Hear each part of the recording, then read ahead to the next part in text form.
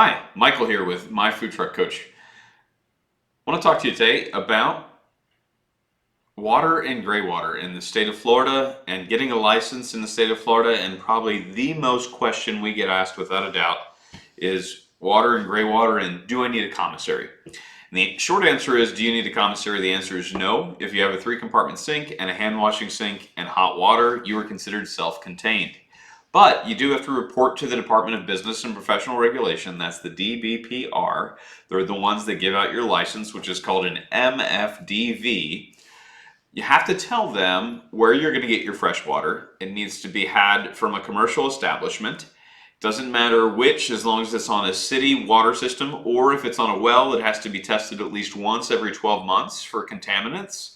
And then you need to use a food grade hose that's white with a blue stripe. You can actually get one of those at Lowe's or Home Depot or online. Not sure, but I think you may even be able to find it at Restaurant Depot. So for your fresh water, you can go to any commercial establishment and be able to get water. It doesn't matter whether it's a barber shop. It could literally be a sewage treatment plant, believe it or not, as long as they are on a city water system. Cannot be the water from your home, and you might say to yourself, logically, isn't that the same water? And the answer is absolutely. However, the health department doesn't have the authority to come onto your personal property and check your hose bib. They can go onto a commercial property all day long, but the DBPR doesn't have authority to do that. So it's one of those things where it's got to be from a commercial business. As far as your gray water goes, you can dump that anywhere that has a processing station with a grease trap.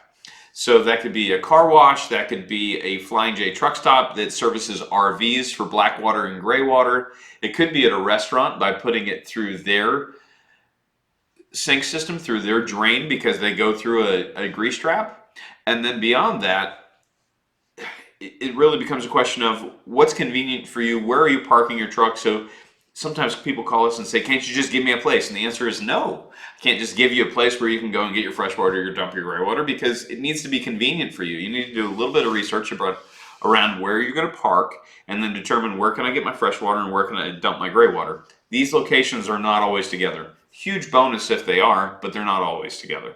So keep that in mind. When you do look for a place to store your truck, you want to have some power so that you can run your refrigeration overnight. There's a way to set up your breaker box so that you can have a converter step down from a 30 or a 50 amp down to a 110, and you just plug in and just power that.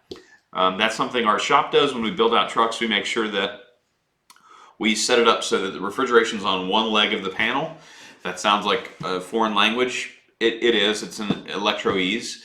So just keep in mind that if you don't know this stuff, it's okay, no big deal. You just have to make sure you get tied up with the right partners that'll help you with it. So if you have any questions, go ahead and comment below, but that's the most common question that we get. And by the way, the form you get from the state of Florida says it's for a restaurant. It does not say it's for a mobile food truck. Unfortunately, they haven't updated the form, so don't let it confuse you. Hope this helps.